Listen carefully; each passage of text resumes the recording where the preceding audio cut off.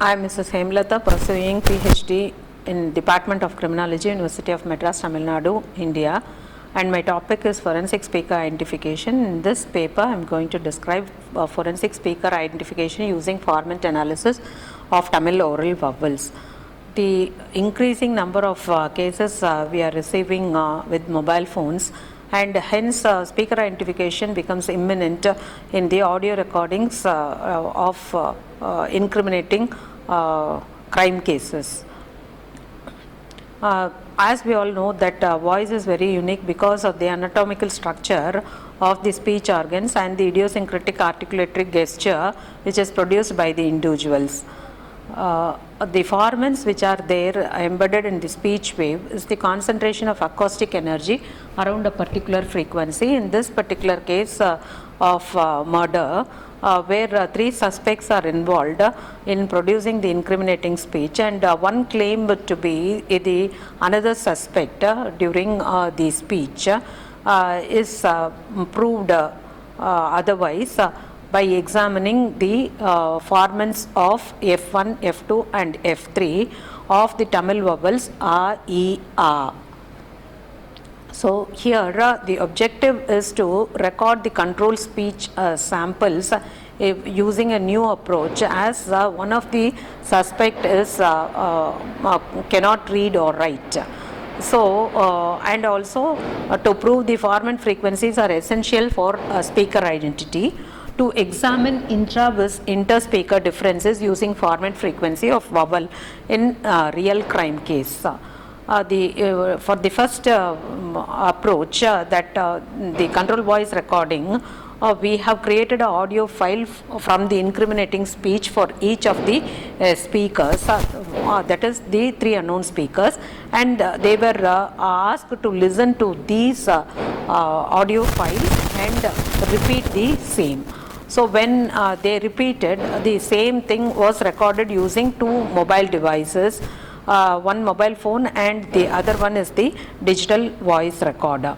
So our process is actually fourfold. The first one is the pre-processing of the auditory analysis, and the second one is extraction of features, and the third one is the comparison of the spectrograms, and the last one is the statistical evaluation.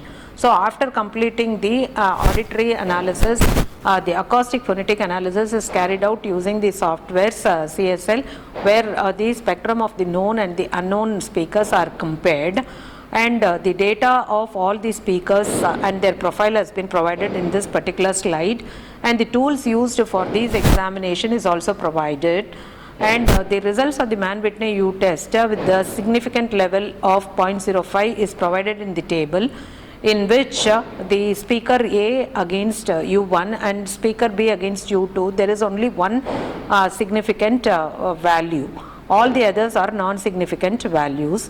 When this particular values are plotted in a scatter plot using the visible vowel app, we got the clusters as this.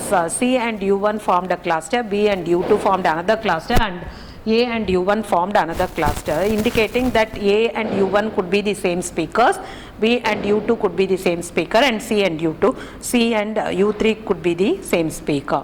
However, there were two statistically significant results for A and U1 and B and U2. So we have put a box plot for this particular value, and when we examined, we found that the medians are different for A1 and A and U1, which means that they are different. However, when we examined, there were many outliers which made the medians to be different. For other formant values, when it is plotted, we found that the medians are similar to one another, so indicating that A and U1 are the same speakers.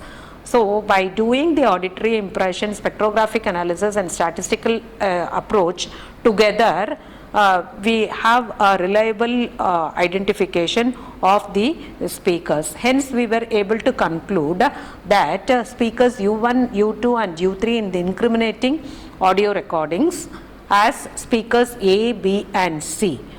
Hence, the falsified claim of suspect B's dubious identity as A, and we establish that B is the speaker of the incriminating speech.